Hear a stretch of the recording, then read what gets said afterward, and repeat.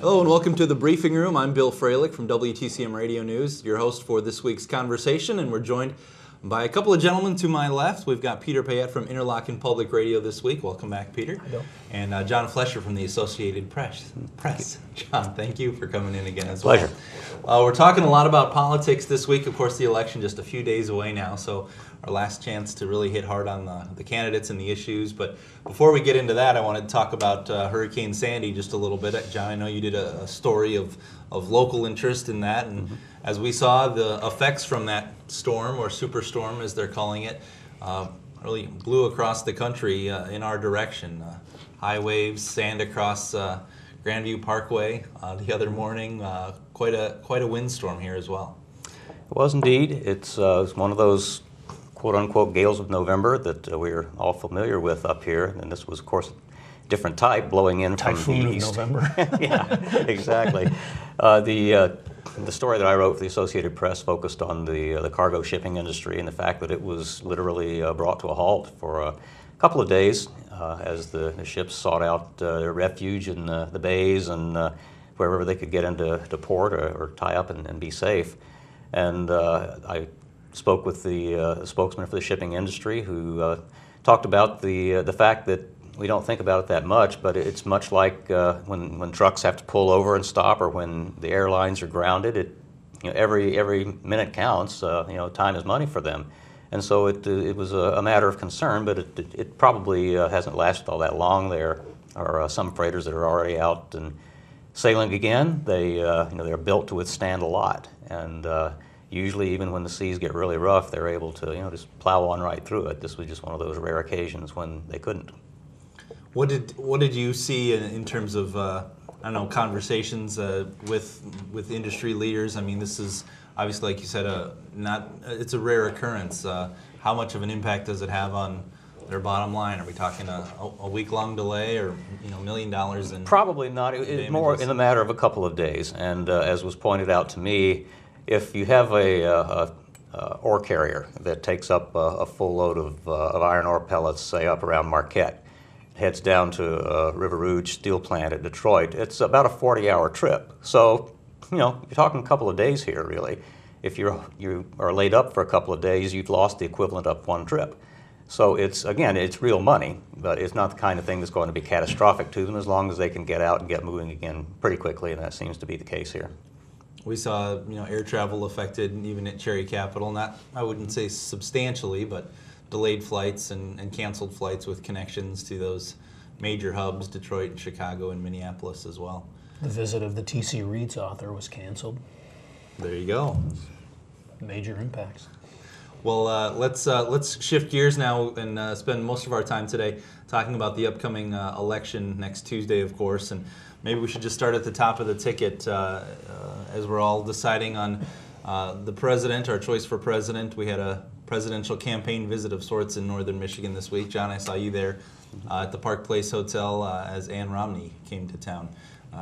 Your thoughts on her appearance here? The turnout was fairly substantial for what I thought was pretty short notice on her making a visit. Right. Well,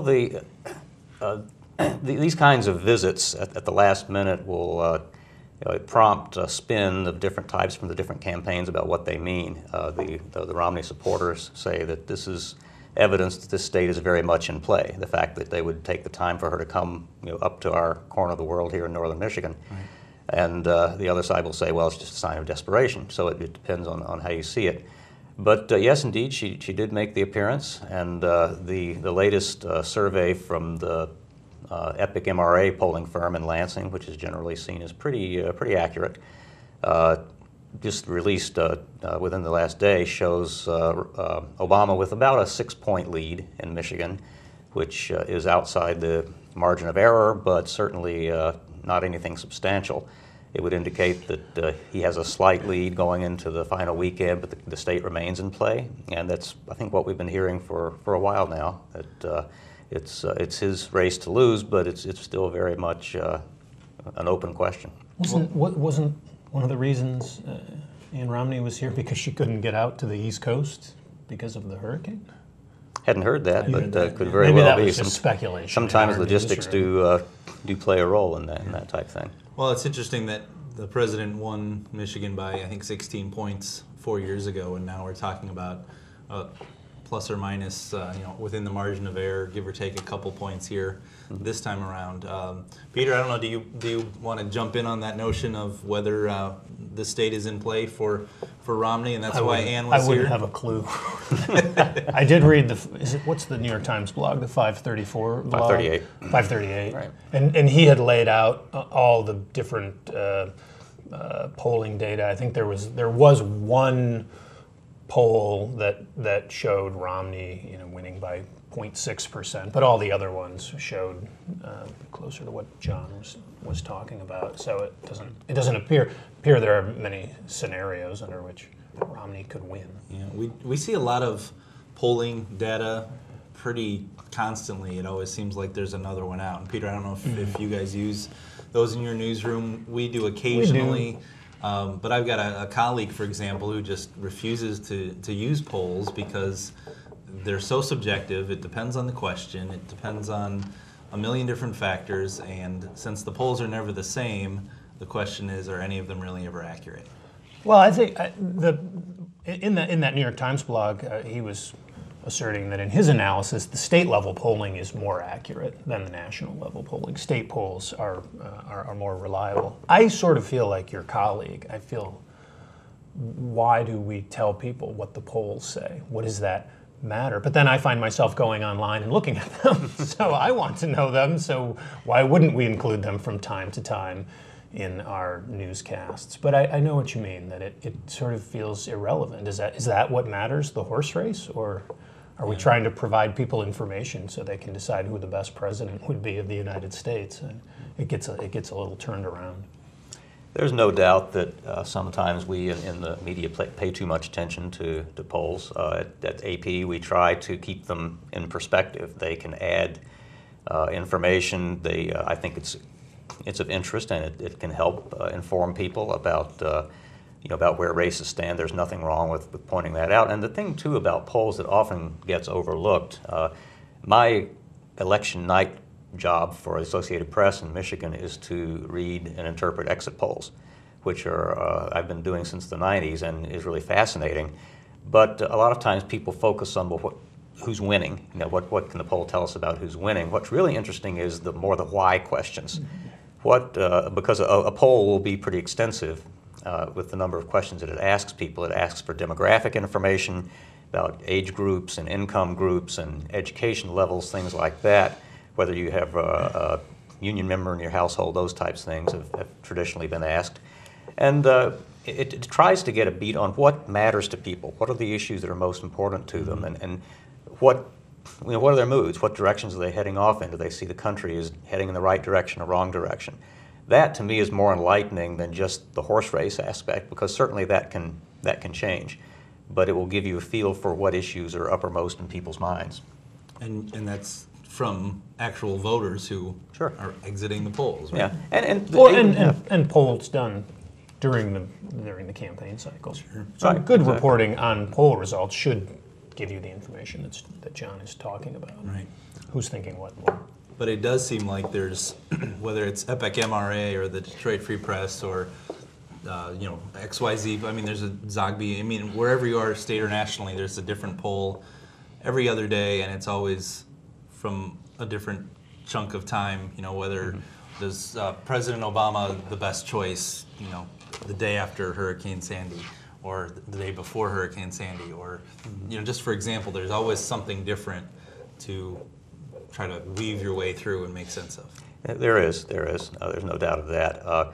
We at the AP have some national folks who are our staff who are really expert on polls. They have a list of polls that we consider credible, because there are a lot of them that use methods that are not as scientifically supported as others are. So you do have to be careful as a journalist about which ones you look at and which ones you report on. Mm-hmm. And there is, but for those that are good,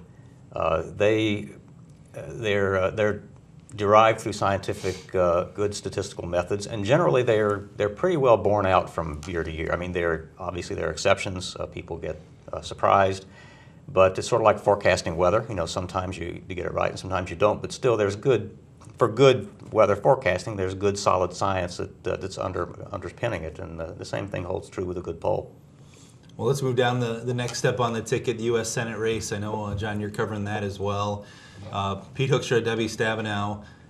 It seems to me, and I don't know how you guys feel about it, but it seems to me that this race was a lot closer at one point, and it seems to have widened again, I guess, in terms of polling, that Senator Stabenow seems to have pretty much locked this one away, despite the recent debate about debates, whether or not they would actually ever get together face to face. John?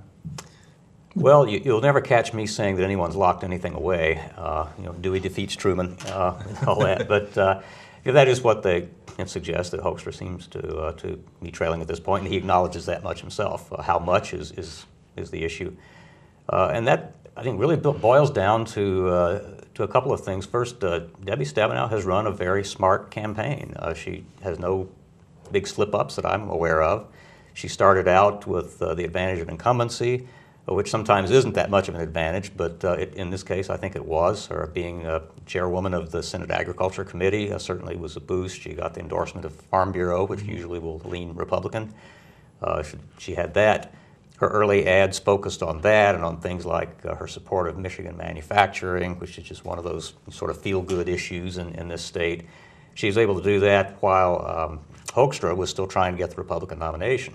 And by the time he had won the primary in early August, it's just a couple of months away from the general election. It's very tough in a situation like that, when you've had a hard-fought primary, to have enough money left over and to have time to shift gears and begin to try to seek out the independent vote or the middle-of-the-road vote and introduce yourself to the wide electorate and get going. So it has been a tough row for him.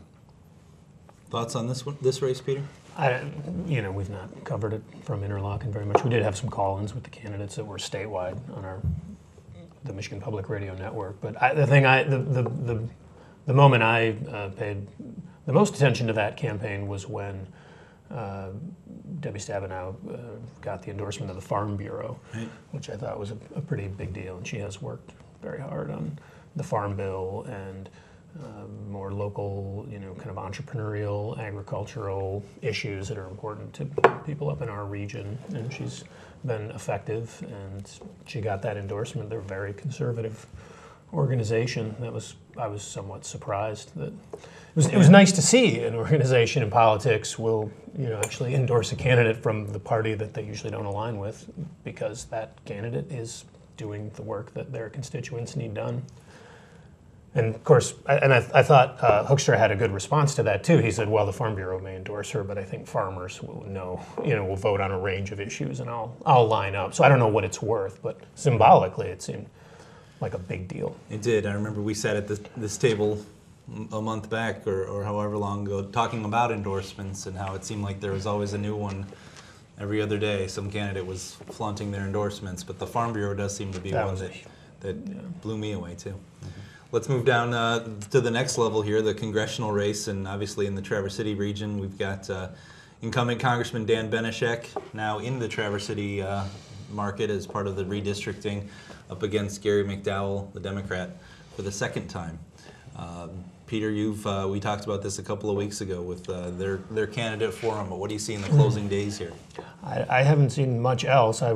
As we were talking before we came on, the Michigan Campaign Finance Network released its tally of spending so far and pegged that race at close to $10 million in spending, and only about a little more than $3 million of that is by the candidates themselves, but then outside groups have spent upwards of $6 million trying to influence the result of that race, which is really astonishing if you think of that district, which is mainly the UP. Mm-hmm. And there's no other congressional race in the state of Michigan that even comes close to that.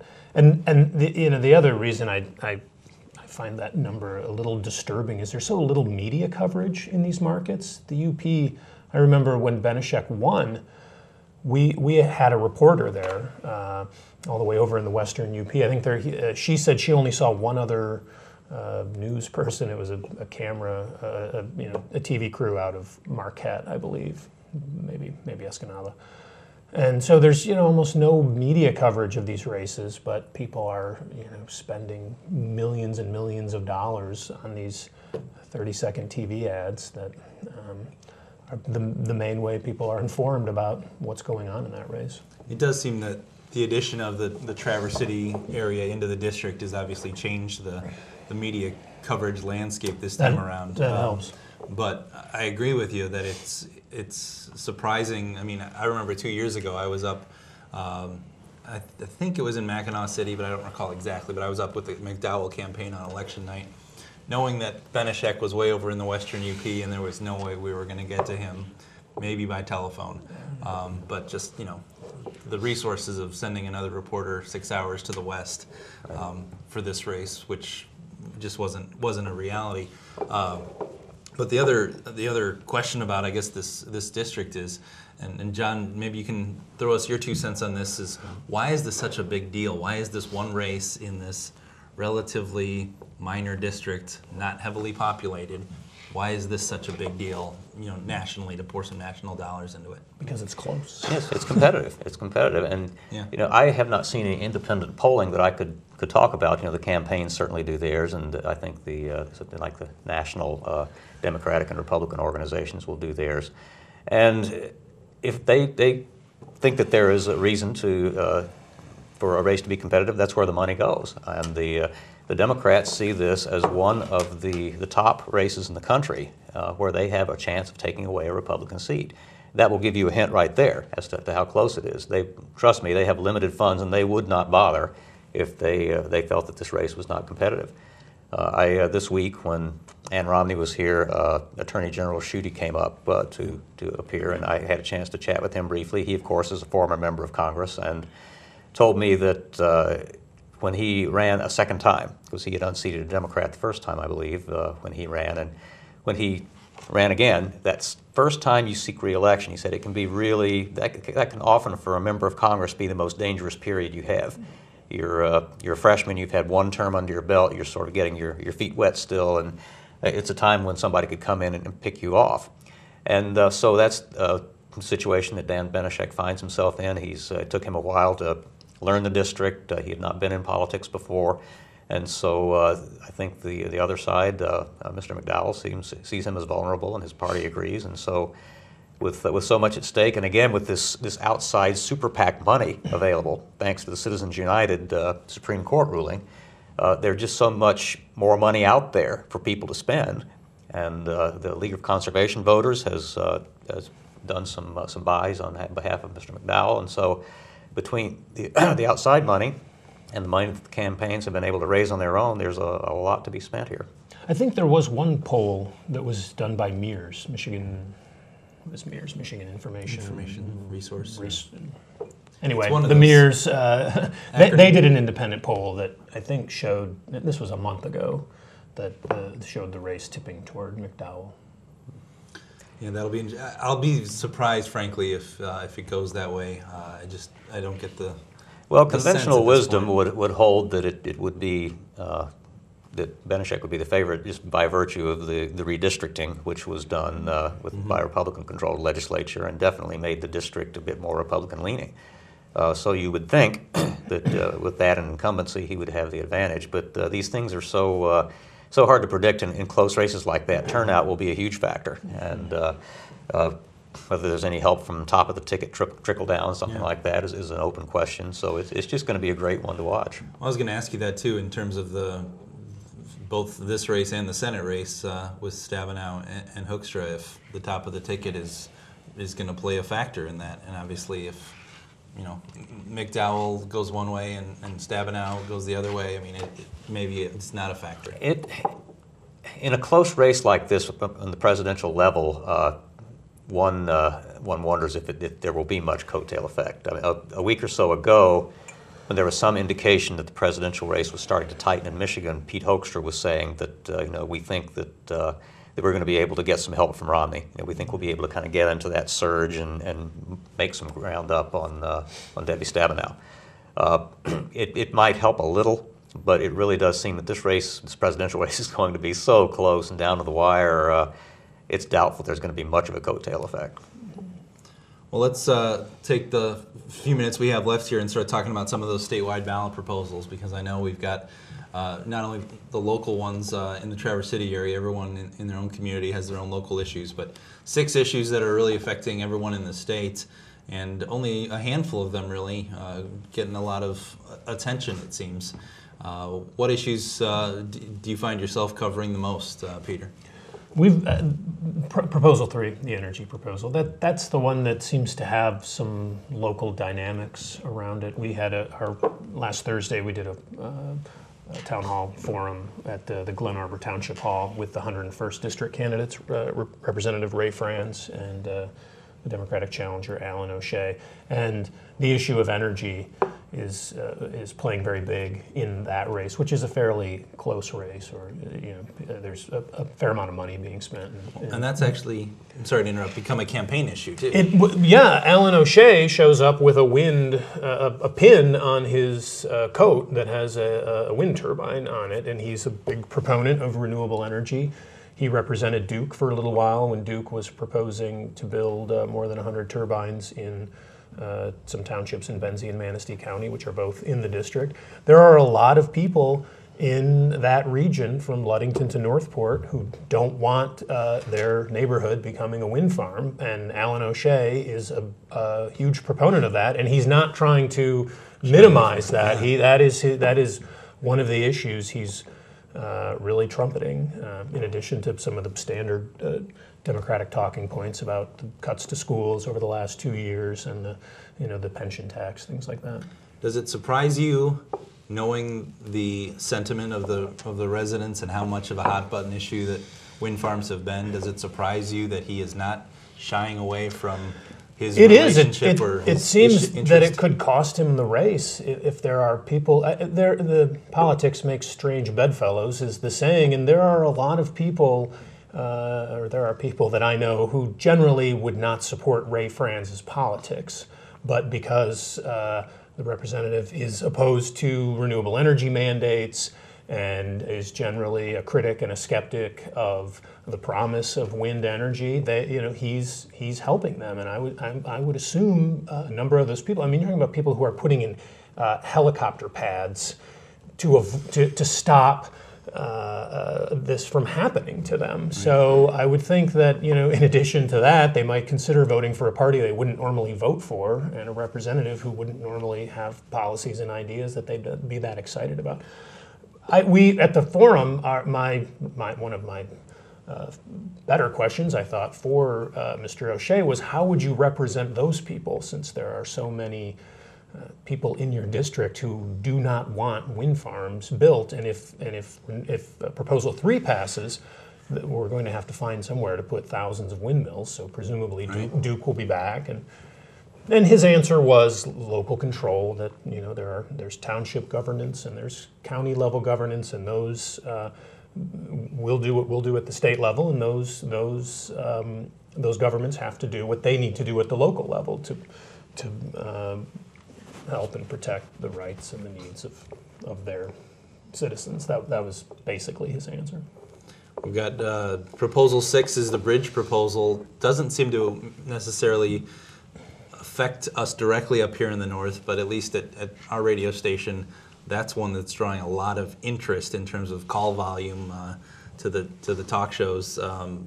John, throw me your 2 cents on that one, or I know you've also been doing a lot with Proposal 2.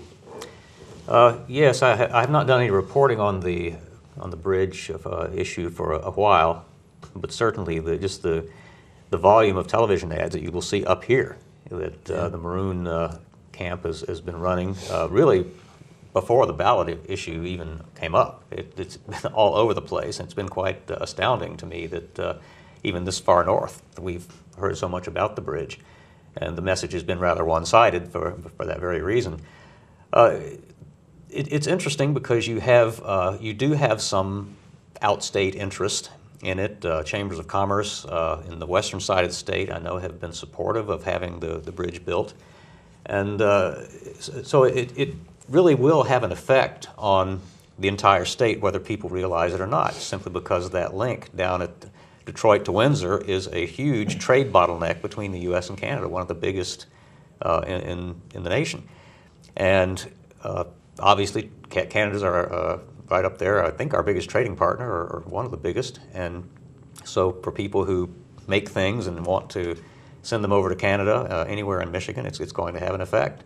That debate's going to continue, I think, on after the vote is taken place, regardless. But it is it's a really tough issue for people to deal with. Do we need a second bridge? Who should pay for it? Who would be paying for it? There's a lot of back and forth. It's hard for people to who are not intimately familiar with it, I think, to get the right answers to some of those questions. But be prepared for it to stick with us a while. What are the callers? What kinds of things are they saying, or do they want to know about it? They're well, at this point, we're not really getting a lot of questions about it so much as people are saying, let's get this bridge built. Or they're tired of the ads and they just want to move on with it. But I agree with you, John. I think no matter what happens, this will kind of keep going and maybe end up in court.